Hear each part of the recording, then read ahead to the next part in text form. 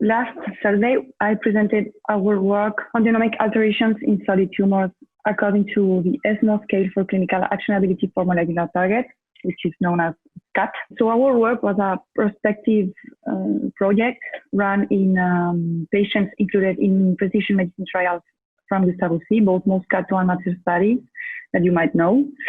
So it was a three-step strategy. First of all, a fresh biopsy in patients who were already metastatic and already treated with standard of care therapies. Then a comprehensive genomic profiling, including NGS, and some of them had as well Western RNA sequencing test. And then at our weekly molecular tumor board, the results from the genomic alterations were classified by ESCAT tiers. So most of our patients were male. They had been previously treated with a median of 2 prior lines. All patients had NGS targeted panel or all tissue from patients.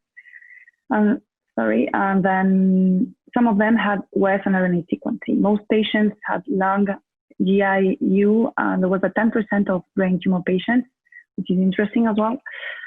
So most patients were classified as TO, or genomic alterations from patients were classified as TO1. The interesting one of the interesting things of our work is that in the way ESCAT molecular alterations are classified or classifies it, you have to take into consideration not only the genomic alterations, the mutations or fusions, but also the tumor type they've been found or identified in. So around 30% of the patients had mutations or molecular alterations classified as tier 1 and tier 2 depending on the tumor type. So the most frequent molecular alterations were mutations on EGFR gene in lung cancer patients, and fusions and mutations on RET gene in both lung and thyroid cancer patients. And then secondly, we classified patients by their mutations or their molecular abnormalities, genomic alterations, and by tumor type, and also whether they could receive and they received a match therapy. So 20% of patients received a match therapy all over ESCAT 1 to 4.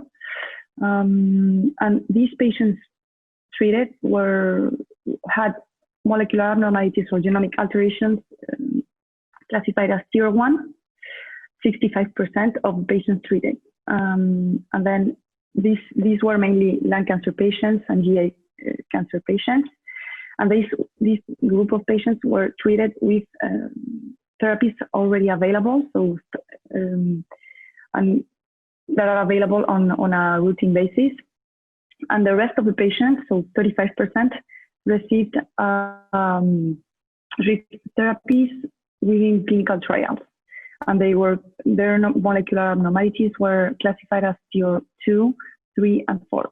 So the third thing we identified or we found out is that through these patients or these classifications or the genomic alterations in this subset of patients treated might indicate a benefit in survival. So particularly patients with genomic alterations classified as ESCAT tier 1 displayed a median PFS of 8.6 months, whereas the rest of the patients, tier 2, with genomic alterations classified as tier 2, 3, and 4, displayed a median PFS in between 3 and 4 months.